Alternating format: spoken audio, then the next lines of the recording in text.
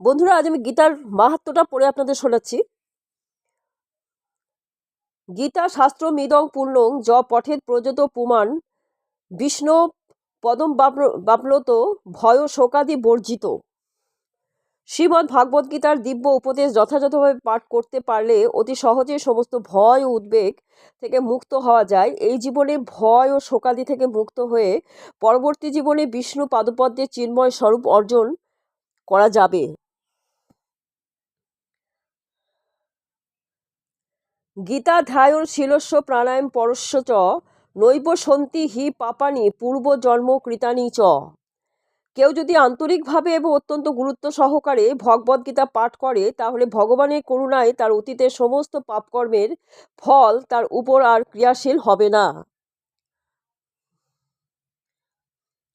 মল নির্মোচনং পুংসাং জল স্নানং দিনে দিনে সকৃদি গীতাসি স্নানং সংসার মলনাশনম।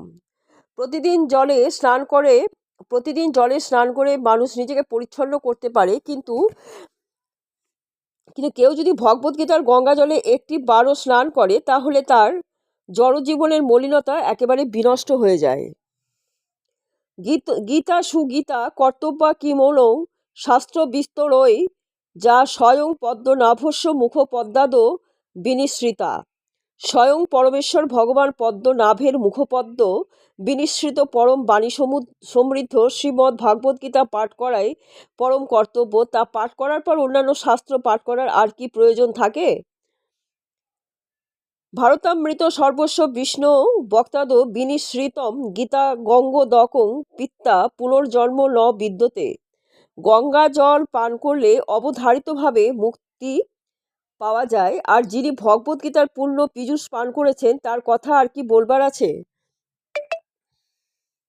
ভগবদ্গীতা মহাভারতের অমৃত রস, যা আদি বিষ্ণু ভগবান শ্রীকৃষ্ণ নিজেই বলে গেছেন। সর্ব উপনিষদে গাব দগ্ধা গোপালন্দনং পার্থ বৎস সুধি ভক্তা দুগ্ধং গীতা মৃতং মহৎ। সমস্ত উপনিষদের সারাতিসার এই গীতা উপদেশ।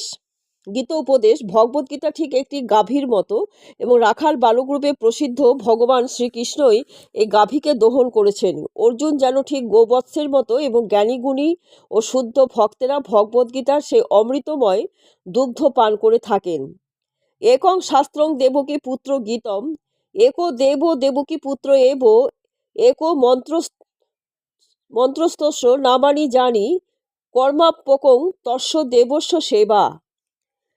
এই শ্রীমদ্ ভাগবত গীতা মাতা দেবকীর পুত্র শ্রীকৃষ্ণের দ্বারা গীত হয়েছে, আর শ্রীকৃষ্ণই এক এবং অদ্বিতীয় পরমেশ্বর ভগবান। তার দিব্য নামই সমস্ত মন্ত্রের সারস্বরূপ পরম মন্ত্র, এবং তার পাদপদে অর্পিত সেবাই ভগবত সেবা বা জীবের একমাত্র কর্ম।